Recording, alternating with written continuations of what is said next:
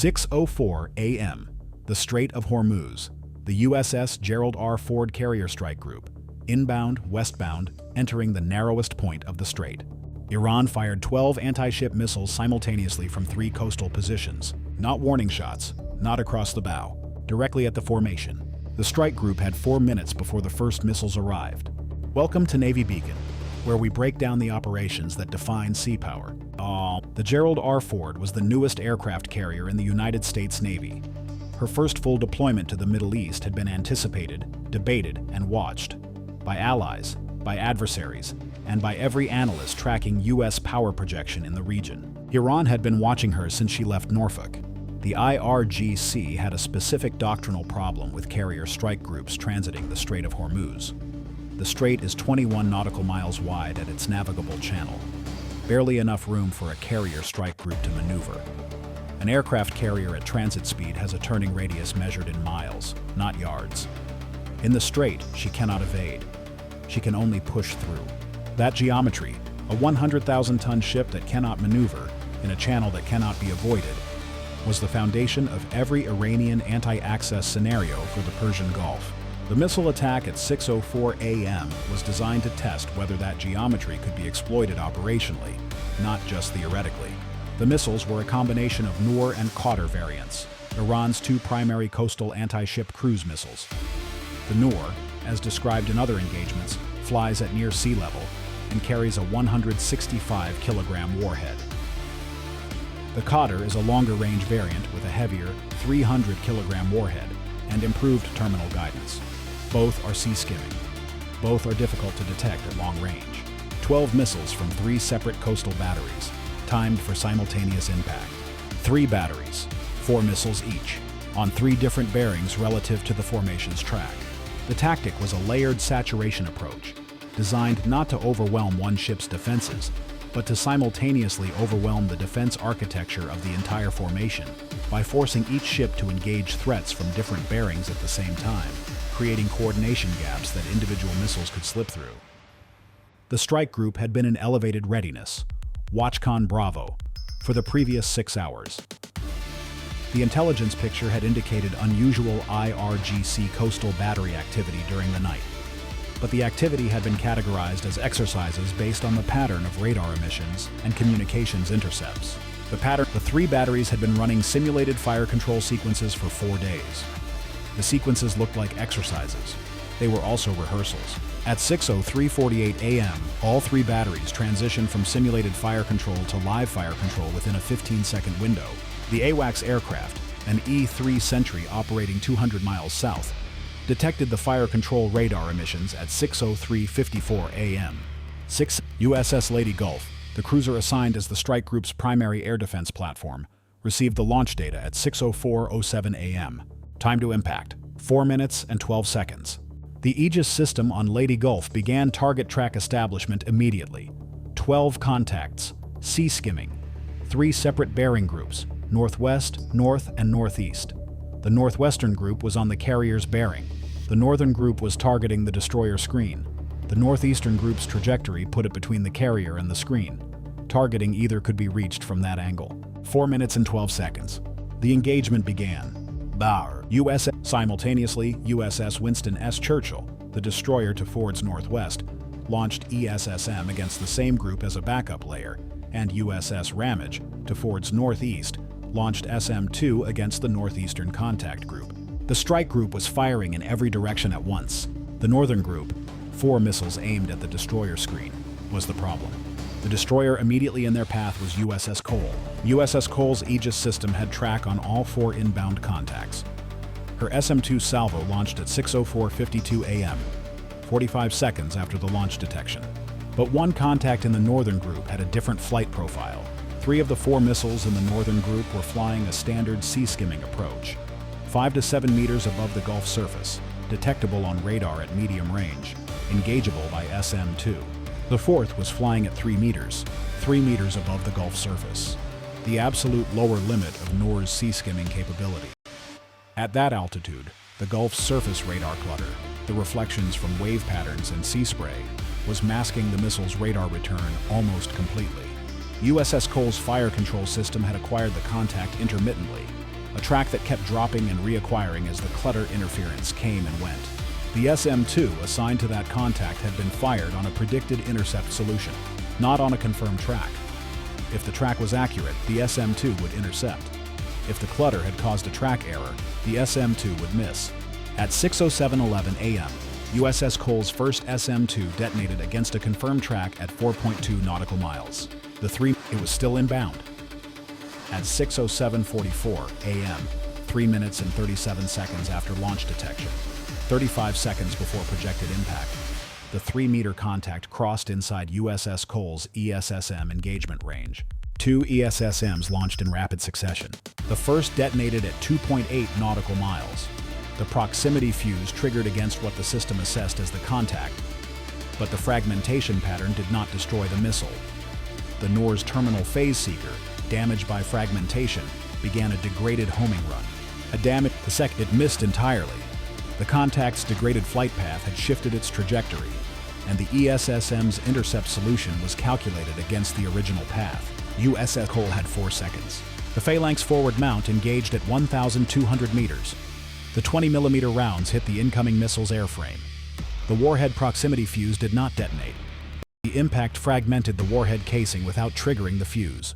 The NOR impacted USS Cole's hull at the waterline, port side, frame 42. The warhead did not detonate.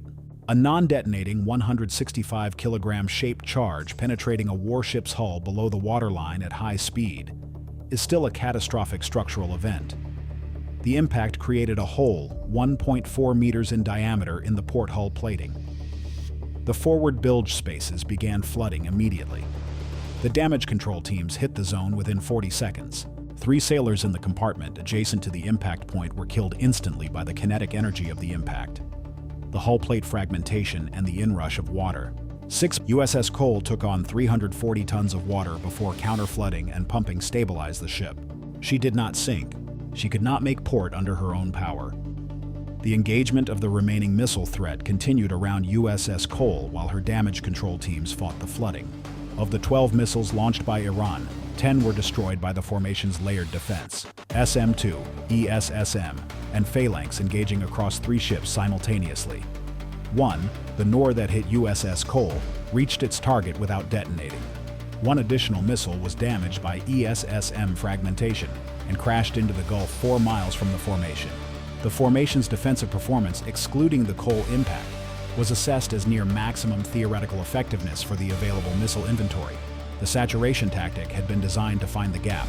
It found it. In USS Cole's Phalanx sector, on a 3-meter flight profile, in Gulf surface clutter. That gap had killed 3 Americans. At 6:12 a.m., 8 minutes after the missile launches, strike authorization request went up the chain from 5th Fleet to the National Security Council. The Iranian coastal batteries had fired. Their crews were dispersing. The mobile fire control radars were going dark. But unlike the rocket launchers in other engagements, these were semi-fixed installations.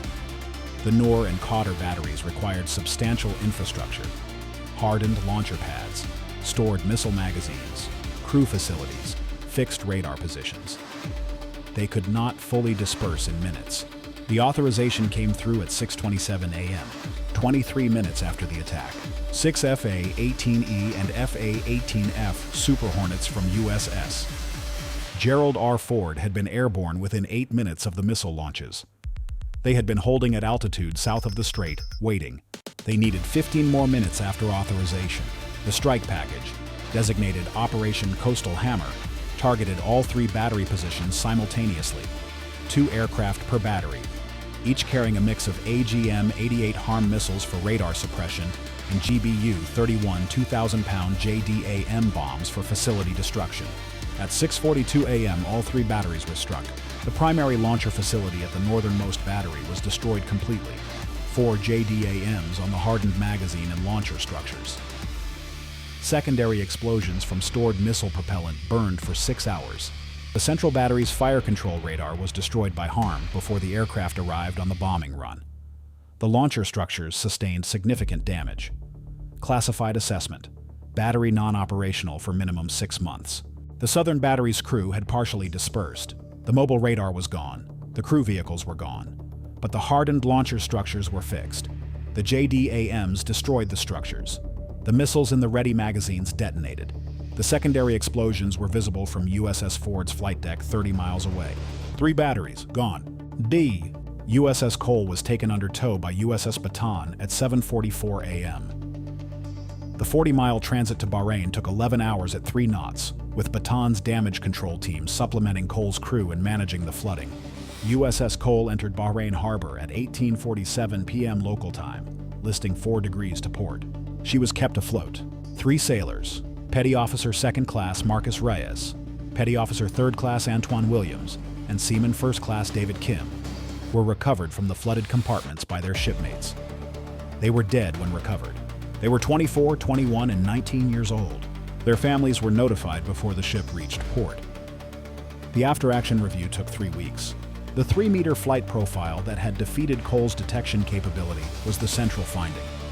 At that altitude, in Gulf Sea state conditions, the AN/SPY-1D's surface clutter suppression algorithm created exactly the kind of intermittent track that had complicated the engagement.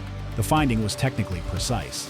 It said that the radar's clutter filter, tuned to reject false surface returns, was creating intermittent dropout on real targets flying below 4 meters altitude.